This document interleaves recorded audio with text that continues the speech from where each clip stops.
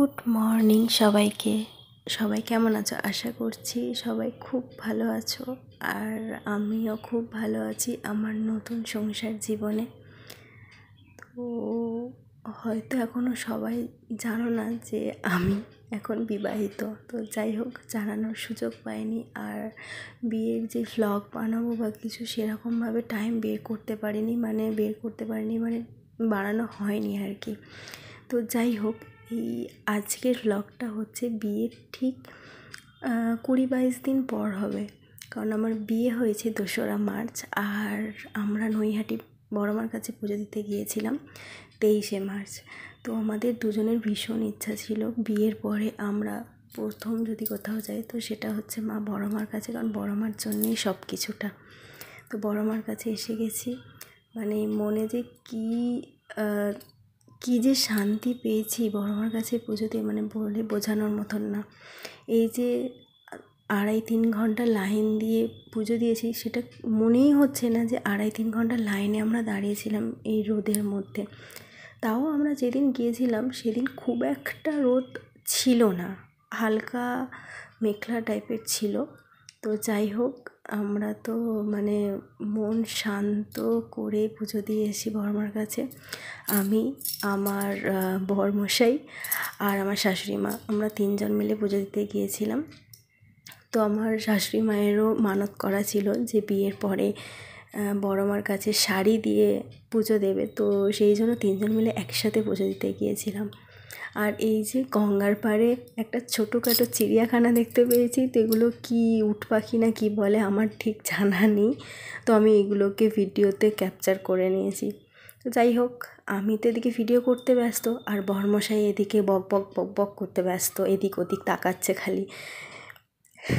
তো লাইনের মধ্যে দাঁড়িয়ে আছি, মাকে বলছি যে মা এদিকে একটু তাকাও, মা তো মানে হেসেই ফেলেছে একদম।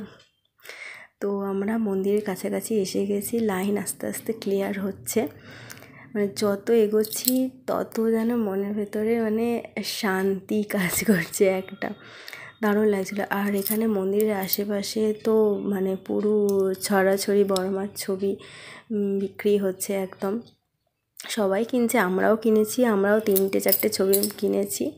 আর এখানে যে রেলিংটা আছে না, এই রেলিংটা হচ্ছে সবাই সবার মনস্কামনা পূর্ণ হয়েছে বা পূর্ণ করতে চায়, বড়মার কাছে মানত করে যাচ্ছে। তো এইখানে এই চেরি কাপড়গুলো বেঁধে দিয়েছে, চেরি কাপড় না কি বলে এগুলোকে, তো সেইগুলো আর কি বাঁধছে। আমিও একটা বেঁধেছি, একটা মনস্কামনা পূর্ণ হয়েছে, আর একটা মনস্কামনা তো পূরণ করতে হবে, তাই না? তো যাই হোক, আর এইখানে মন্দিরের ভিতরে সিস্টেমটা আমার সবথেকে বেশি যেটা ভালো লেগেছে যে ঠেলাঠেলি হচ্ছে না।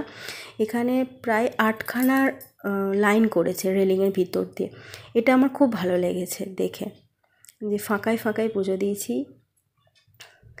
সবাই ফোন নিয়ে ছবি তুলতে ব্যস্ত, আমিও তো ছবি তুলতে ব্যস্ত। আমিও কাউকে বলতে পারি না যে ঠাকুর ভক্তি ভরে ঠাকুরের পুজো দিতে এসছে না ছবি তুলতে এসেছে। অবশ্যই সবাই ভক্তি ভরেই বড়মার কাছে পুজো দিতে এসেছে, আর কিছু স্মৃতি সঙ্গে করে নিয়ে যাওয়ার জন্য ফোনে ছবি ভিডিও বানাচ্ছে আমাদেরই মতন।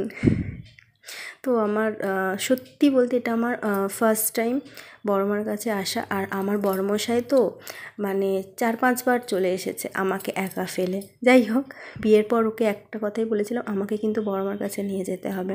তো ও বলেছিল হ্যাঁ হ্যাঁ নিয়ে যাবো, কোনো ব্যাপার না। তো ওর কথা রেখেছে, আমরা দুজনেই কথা রেখেছি বড়মার কাছে, আর বড় মাও কিন্তু আমাদের কথা রেখেছে। তো সবটা মিলে মিশে হয়ে আমাদের পুরো একদম শান্তভাবে পুজো হয়েছে। যাই হোক, মানে যতটা বলবো ততটাই কম বলা হবে।